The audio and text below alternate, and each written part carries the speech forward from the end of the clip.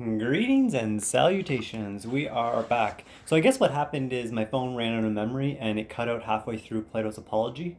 Um, and so we're just kind of picking it back up. Luckily, I noticed it right away, so I don't have to do the whole thing all over again.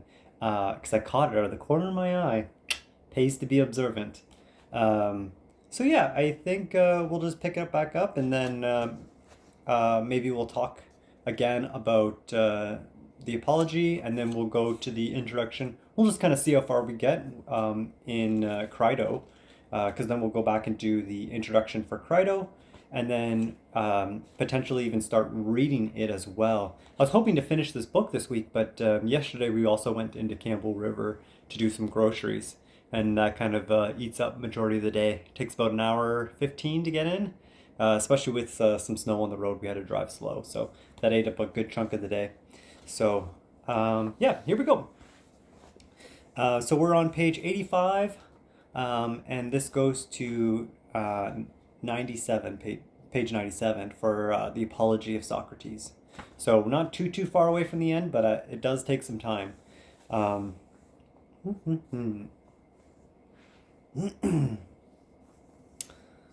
okay, I'll just back up a little bit to the beginning of this paragraph. Now, this was when the city was still under the democracy. But again, when the oligarchy came to be, the 30 summoned five of us into the Thelos, and they ordered us to arrest Leon, the Salaminian, and bring him to the Salamis to die. They ordered others to do many things of the sort, wishing that they meant that as many as possible would be implicated in the responsibility. Then, however, I showed again, not in speech but in deed, that I do not even care about death in any way at all, if it is not too crude to say so, but that my whole care is to commit no unjust or impious deed. That government, as strong as it was, did not shock me into doing anything unjust. When we came out of Thelos, the other four went to Samalis and arrested Leon, but I departed and went home. And perhaps I would have died because of this, if that government had not been so quickly overthrown. And you will have many witnesses of these things. Do you suppose, then, that I would have survived of many years if I had been publicly active and have acted in a manner worthy of a good man, coming to the aid of the just things, and as one ought, regarded this as most important? Far from it, men of Athens, nor would any other human being. But through all my life, if I was ever active in public at all, it is apparent that I was the sort of man, and in private I was the same, who never conceded anything to anyone contrary to the just, neither to anyone else, nor to any of those who my slanderers say are my students. I have never been anyone's teacher, but in anyone, whether young or old, desired to hear me speaking and doing my own things. I never begrudged it to him, and I do not converse only when I receive money, and not when I do not require, and not when I do not receive it. Rather, I offer myself to both rich and poor alike for questioning. And if anyone wishes to hear what I say, he may answer me. And whether any of them becomes an upright man or not, I would not justly be held responsible, since I have never promised or taught any instruction to any of them. If someone says to me that he has ever learned from me or heard privately anything that everyone else did not, know well that he does not speak the truth. But why then do some enjoy spending so much time with me? You have heard, men of Athens, I told you the whole truth. It is because they enjoy hearing men examined who suppose they are wise but are not, for it is not unpleasant. I have been ordered to practice this by the God, as I affirm from divinations and from dreams, and in every way that the divine allotment ever ordered a human being to practice anything at all. These things, men of Athens, are both true and easy to test. Now, if I, for my part, am corrupting some of the young, and have already corrupted others, and if any of them, when they became older, had recognized that I had ever counseled them badly in anything while they were young, then now, no doubt, they should have come forward to accuse me and take their vengeance. If they themselves are not willing to, then some of their families, fathers and brothers, and their other relatives should now have remembered it and have taken their vengeance if their families had suffered anything bad from me. In any event, there are present here many of them whom I see. First of all, Crito here, of my age and deem, the father of Critobulus. Next, father of Critobulus here. Next, Licentius the Septian, the father of Asachians here. The father here is Asophon, the Sesphanian, the father of Abigenes. Moreover, here are others whose brothers have spent time in this way. Theozytides, son Nicostratus, the brother of Theodotus, and Democritus, son Perillus, whose brother was Thegus, and here Arsens, son Adamantius, whose brother is Plato here. Ooh, Plato! And Ascardonus, whose brother is Apollodorus here. And I can tell you of many others, from among whom Meletus should particularly have offered some as a witness during his own speech. If he forgot then, let him offer one now. I will yield, and let him say if he has another of this sort at all. But you will discover that it is wholly opposite to this, men, that everyone is ready to come to aid me, the corrupter, the one who does evil to their families, as Meletus and Antius say. Now the corrupted ones themselves would perhaps have a reason to come to my aid, but the uncorrupted ones, their relatives, are now older men, so what other reason would they have to come to my aid except the correct and just one? They are conscious that Meletus speaks falsely. Well, I am being truthful? Well then, men, these and perhaps other such things are about all I would have to say in my defense. Perhaps someone among you may be indignant when he recalls himself. If, in contesting a trial even smaller than this trial, he begged and supplicated the judges with many tears, bringing forward his own children and many others of his family and friends, so to be pitied as much as possible, well, I will do none of these things, although in this too I am risking, as it may seem, the extreme danger. Perhaps then someone thinking about this may be rather stubborn towards me, and, angered by this very thing, he may set down his vote in anger. If there is someone among you like this, for I, at least, do not deem that there is, but if there is, to me it seemed decent for me to say to this man, I, best of men, surely do have some family, for this is also just what Homer says. Not even I have grown up from an oak or a rock, but from human beings, so that I do have a family, and sons too, men of Athens, 3 of them, one already a youth, and 2 still children. Nevertheless, I will bring none of them forward here in order to beg you to vote to acquit me. Interesting, he's 70 and he still has 2 children. There must be a significant age gap there. I don't remember the situation around his wife, but kind of creepy. Why then will I do none of these things? Not because I am stubborn, men of Athens, nor because I dishonor you. Whether I am daring with regard to death or not is another story. But at any rate, as to reputation, mine and yours and the whole city's, to me it does not seem to be noble for me to do any of these things, for I am old and have this name, and whether it is true or false, it is reputed at least that Socrates is distinguished from the many human beings in some way. If then those of you who are reputed to be distinguished, whether in wisdom or courage or any other virtue at all, will act in this way, it would be shameful. I have often seen some who are just like this when they are judged. Although they are reputed to be something, they do wondrous deeds, since they suppose that they will suffer something terrible if they die, as though they would be immoral if you did not kill them. They seem to me to attach shame to the city, so that a foreigner might take it that those Athenians who are distinguished in virtue, the ones whom they pick out from among themselves for their offices and their honors, are not at all distinguished from women. For those of you, men of Athens, who were reputed to be something in any way at all, should not do these things, nor, whenever we do them, should you allow it. Instead, you should show that you would much rather vote to convict the one who brings in these pietous dramas and make the city ridiculous than the one who keeps quiet. Apart from reputation, men, to me it also does not seem to be just to beg the judge, nor to be acquitted by begging, but rather to teach and to persuade.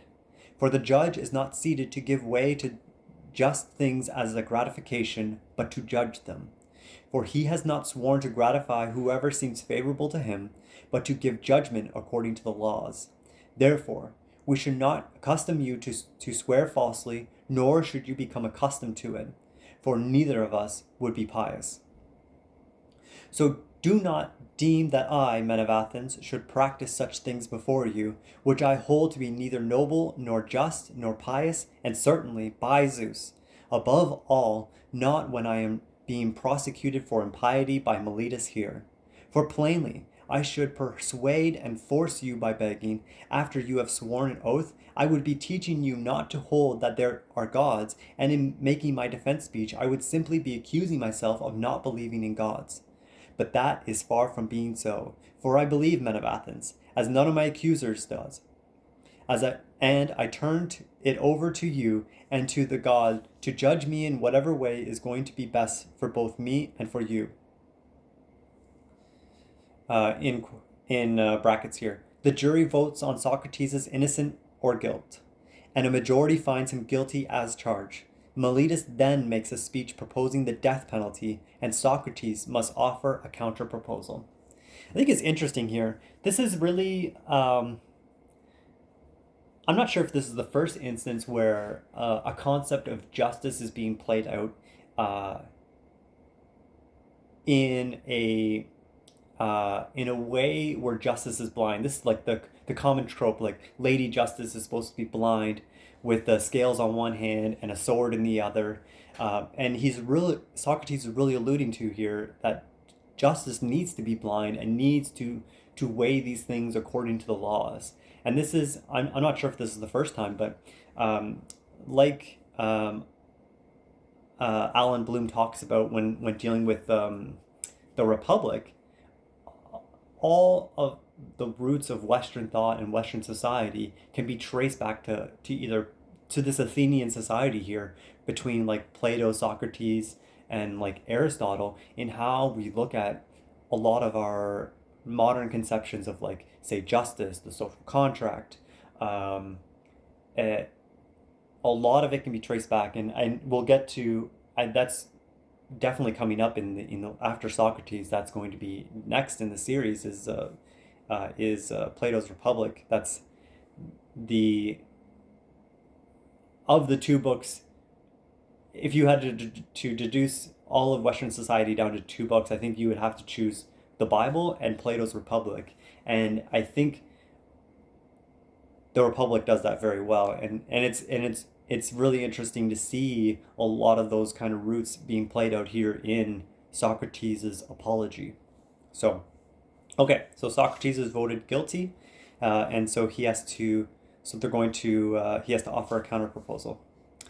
Many things contribute to my not being indignant, men of Athens, as what has happened, that you voted to convict me, and one of them is that what has happened was not unexpected by me. But I wonder much more at the number of the votes on each side.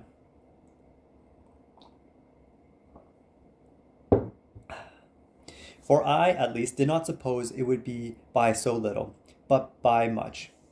But as it is, as is likely, if only 30 of the votes had fallen differently, I would have been acquitted.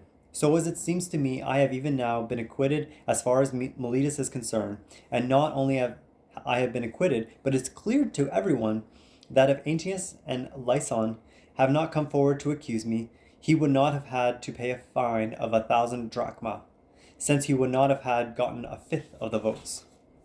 At any rate, the man proposes death as my desert. Well then, what counter-proposal shall I make to you, O men of Athens? Or is it not clear that it should be whatever I am worthy of? What then? What I am worthy to suffer or to pay, because I did not keep quiet during my life and did not care for the things that the many do, money-making and household management and generalships and popular oratory and the other offices and conspiracies and factions that have come to be in the city, since I held that I myself was really too decent to survive if I went into such things.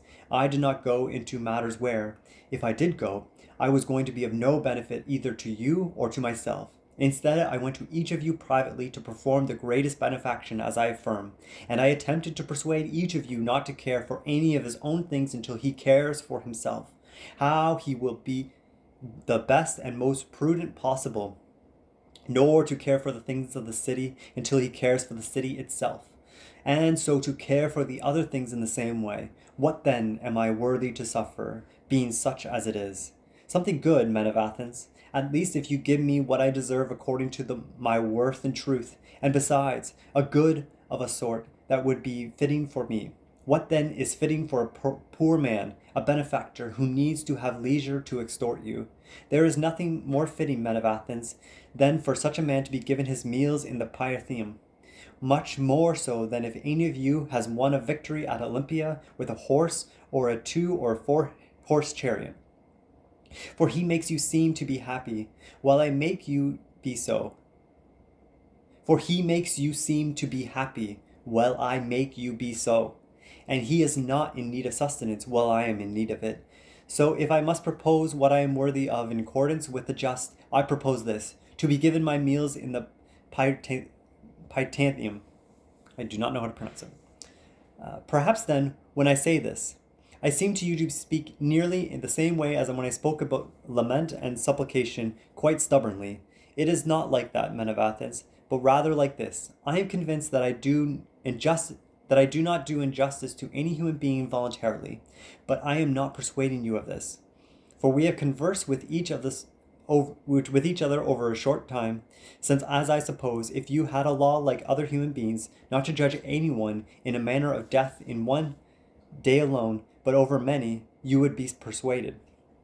But as it is not easy in a short time to do away with great slanders. I, being convinced indeed that I do not do injustice to anyone, am far from doing injustice to myself, and from saying against myself that I myself am worthy of something bad, and far from processing this sort of thing as my desert. What would I fear? That I might suffer what Meletus proposes for me, about which I say that I do not know whether it is good or bad? Or instead of this, should I choose something from among the things that I know well are bad and propose that? Should it be prison? Why should I live in jail, enslaved to the authority that is regularly established there? The 11? Or money? An imprisonment until I pay? But for me, this is the same as what I was saying just now, for I have no money to pay. Well, should I propose exile then? For perhaps you would grant me this as my desert. I would certainly be possessed by much love of soul, men of Athens, if I were so unreasonable that it would not be able to reason that you, who are my fellow citizens, were not able to bear my ways of spending my time and my speeches. But instead, they have become quite grave and hateful to you, so that you are now seeking to be released from them. Will others, then, bear them easily? Far from it, men of Athens. Noble indeed would life be for me, a human being of my age, to go into exile and to live exchanging one city for another, always being driven out. For I know well that wherever I go, the young will listen to me when I speak, just as they do here, and I will drive them away. They themselves will drive me out by persuading their elders. But if I do not drive them away, their fathers and families will drive me out because of these same ones. Perhaps then someone might say, by being silent and keeping quiet, Socrates, won't you be able to live in exile for us? It is the hardest of all to persuade some of you about this. For I say that this is to disobey the god, and because of this, it is impossible to keep quiet. You will not be persuaded by me, on the ground that I am being ironic. And on the other hand, if I say that this even happens to be a very great good for a human being to make speeches every day about virtue, and the other things about which you hear me conversing and examining both myself and others, and that the unexamined life is not worth living for a human being. That's a very famous quote by Socrates. That the unexamined life is not worth living for a human being. You will be persuaded by me still less when I say these things. This is the way that it is, as I affirm, men, but to persuade you is not easy. At the same time, I am not accustomed to deem myself worthy of anything bad, for if I had money, I would have possessed as much money as I could pay. I would have proposed as much money as I could pay, for that would not harm me. But as it is, I do not have any, unless, of course, you wish me to propose as much money as I am able to pay, as much money as I am able to pay. Perhaps I would be able to pay you, say, a mina of silver, so I propose that much. But Plato here, men of Athens, and Crito and Critobulus and Apollodorus bid me to propose 30 minae, and they will stand as guarantors. So I propose that much, and they will be trustworthy guarantors of the money for you.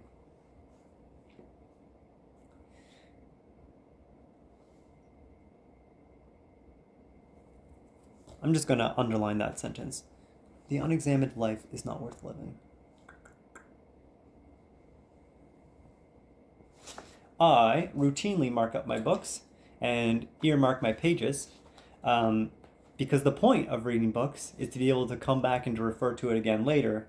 So if I want to be, so the whole point is that if these are going to be reference materials in the future, it needs to be easily accessible and easily navigatable. So if there are certain sections that are really key, I always go and underline them. But I think it's really interesting here, like the integrity of Socrates here and accepting that, like, okay, so he set this up. He's number one, he said that what I rightfully deserve is to be treated like an Olympian and to be honored and to be celebrated within the city and to be given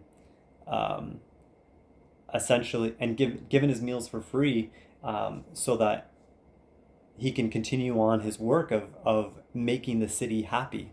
He doesn't really explain what happiness is in this case. That is really fleshed out in later. Aristotle really fleshes that out in Eudaimonia and Nicomachean Ethics, which again we're going to be getting to very shortly after we get through Socrates and Plato. But he set this up, and he's willing to die for his cause, and this is the start of any great movement. Inevitably has this kind of great sacrifice that helps launch it to get it going, and Socrates is clearly very willing to make that sacrifice for the sake of the cause of pushing for philosophy to be adopted by mainstream society. Okay, so in brackets here, voting between the penalties proposed by the accuser and the accused, the jury condemns Socrates to death. He has time to make some further remarks before he is taken away to prison to await execution. For the sake of a little time, men of Athens, you will get a name and be charged with the responsibility by those wishing to revile the city for having killed Socrates, a wise man. For those wishing to reproach you will assert that I am wise, even if I am not. And at any rate, if you had waited a short time, this would have come about for you of its own accord. For you see that my age is already far advanced in life and close to death. I say this not to all of you, but to those who voted to condemn me to death. I also say the following to these same ones. Perhaps you suppose, men of Athens, that I have been convicted because I was at a loss for the sort of speeches that would have persuaded you. If I had supposed that I should do and say anything at all to escape the penalty, far from it. Rather, I have been convicted because I was at a loss, not however for speeches, but for daring and shamelessness, and willingness to say the sorts of things to you that you would have been most pleased to hear. Me wailing and lamenting and doing and saying many other things unworthy of me, as I affirm, such things as you would have been accustomed to hear from others. But neither did I suppose that I should do anything unsuitable to a free man because of the danger, nor do I now regret that I make my defense speech like this. I must prefer to die having made my defense speech in this way than to live in that way. I think this is also an interesting indication of what happens when you change the priority of your values. You could see, like, if your number one value was, say, piety, and then reason as your number two value, how you might actually endorse lamenting and apologizing and begging for forgiveness as a way to correct your standing with civil society in this sort of case. But to Socrates, who does not deem piety as a virtue unto itself, and only deems reason and um, reasoning of his own accord, naturally, because he doesn't have other um, reasoning of his own accord, and also he also notes that if you are wiser than he would rather defer to you if you are wiser than he. But that he would question you to make sure that you are actually wiser and you actually can defend the things that you say you believe. When you come to that sort of position, yeah, like of course you come to the position where lamenting and begging for forgiveness and trying to escape is it, the ordering of values here matters dramatically in how you respond to situations. And it may seem like a minutia difference on when you're considering these things abstractly, but when you see it in practice, and of course this is a dramatized version of how our values can play out on a day-to-day basis. But when we know distinctly what it means to place reason above piety or reason above other sorts of values, then it can have dramatic implications and it can change substantively how we live our lives in general. And it gets right back to that first that point that he makes earlier: the unexamined life is not worth living. And so when we can examine our values, when we can examine how those values played out, when we can actually live a life, the philosophic life, just like Socrates, and not just be Euthyphro, who thinks he knows but doesn't actually know at all. I think, man, it's certainly easier said than done. Like, I think in a lot of ways we can only I consider myself more Euthyphro than Socrates, because although I see myself as an emulator of like the Socratic life and trying to really examine these minutiae things, like I am often considered a fool and often make mistakes and errors and obviously do it badly. But I guess the whole point is to try to continue working at it, I guess. And so I guess if you ever want to make fun of me, you can always just call me Euthyphro, and that would be a worthy critique in my mind. For I'm not really great at it, but I guess we just try our best, and that's all we can do. Okay, carrying on. For neither in a court case nor in war should I or anyone else devise a way to escape death by doing anything at all. In battles it often becomes clear that one might escape death, at least by letting go of his arms and turning round to supplicate his pursuers. And there are many other devices to escape death in each of the dangers.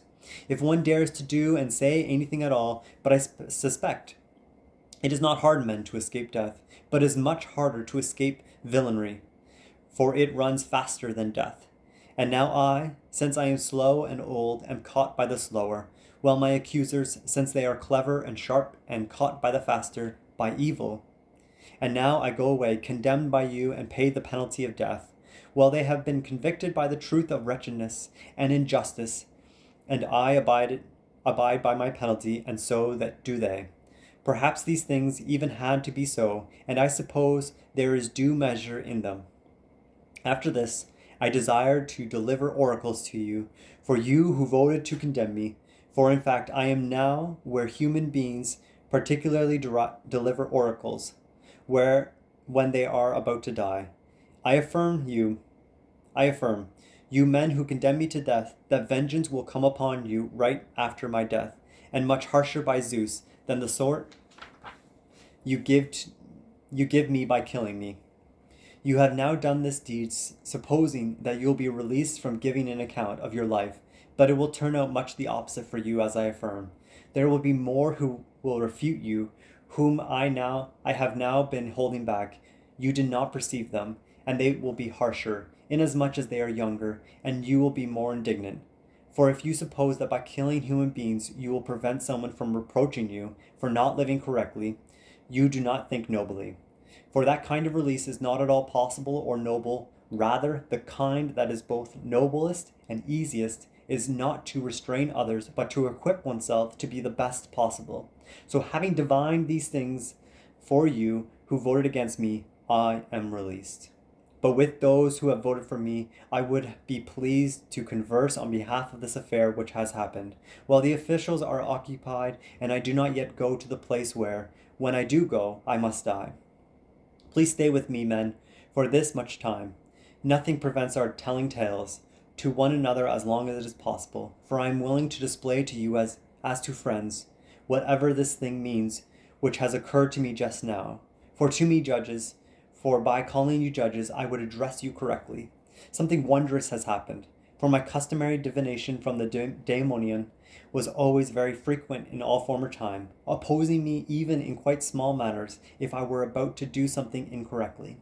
Now you yourself see what has occurred to me, these very things which someone might suppose to be, and are believed to be, extreme evils. But the sign of the God did not oppose me when I left my house this morning, nor when I wake up here in the law court, nor anywhere in the speech when I was about to say anything.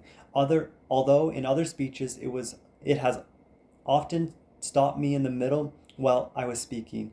But as it was, it has nowhere opposed me either in deed or speech concerning this action. What then do I take to be to the cause of this? I will tell you. Probably what has occurred to me has turned out to be good, and there is no way that those of us take it correctly who suppose that being dead is bad. In my view, a great proof of this has happened, for there is no way that the accustomed sign would not have opposed me unless I were about to do something good. Let us also think in the following way how great a hope there is that it is good. Now being dead is either of two things. For either it is like being nothing, and the dead man has no perception of anything, or else, in accordance with the things that are said, it happens to be a sort of change and migration of the soul from the place here to another place. And if there is no perception, but it is like a sheep in which the sleeper has no dream at all, death would be a wondrous gain. For I suppose that if someone had to select that night in which he slept so soundly that he did not even dream that he had to compare the other nights and days of his own life with that night, and then had to say on consideration how many days and nights his days and nights in his own life he has lived better and more pleasantly than that night, then I suppose that the great king himself, not to mention some private man, would discover that they are easy to comparison with the other days and nights. So if death is something like this, I at least say it as a gain, for all time appears in this way indeed to be nothing more than one night. On the other hand, if death is like a journey from here to another place, and if the things that are said are true, that in fact all the dead are there, then what greater good could there be than this, judges? For if one who arrives in Hades, released from those here who claim to be judges, will find those who are judges in truth, the very ones who are said to give judgment there, Minos and Rhamanthius and Accius and Tromius, and those of the other demigods who turned out to be just in their own lives, would this journey be a paltry one? Or again, to associate with Orpheus and Manius and Hesiod and Homer, how much would any of you give? For I am willing to die many times if these things are true, since especially for myself spending time there would be wondrous. Whenever I happen to meet Palamedes and Tragemonian Ajax, or any one else of the ancients who died because of an unjust judgment, I would compare my own experience with theirs, as I suppose it would not be unpleasant.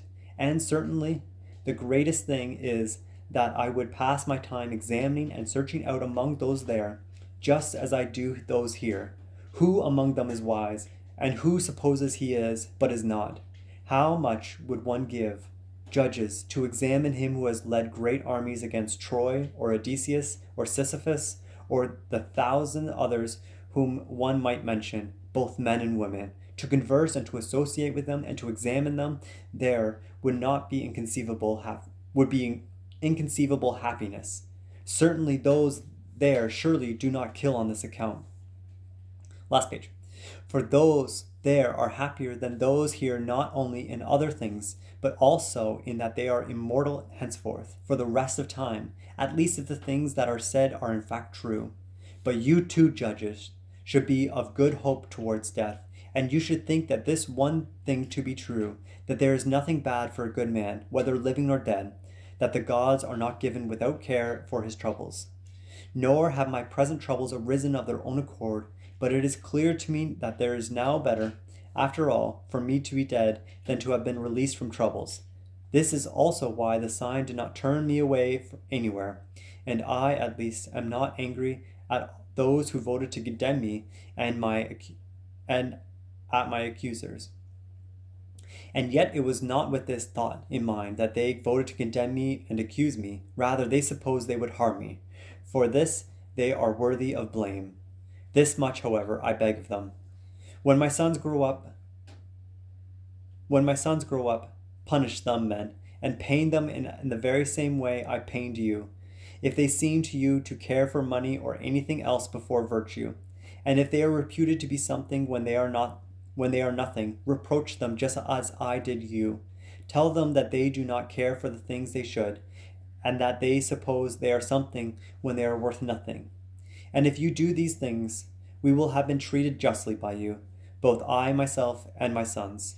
But now it is time to go away, I to die and you to live. Which of us goes to a better thing is unclear to everyone except the God. And that is the end of the Apology. I think I'm actually just going to leave it there just to keep the videos clear on which one I'm doing when, and we'll start Crito next week. Yeah, because we're going up the mountain tomorrow, and it should be a good time because there's no school. It's a no school Friday. So, and there we go. Have a great day.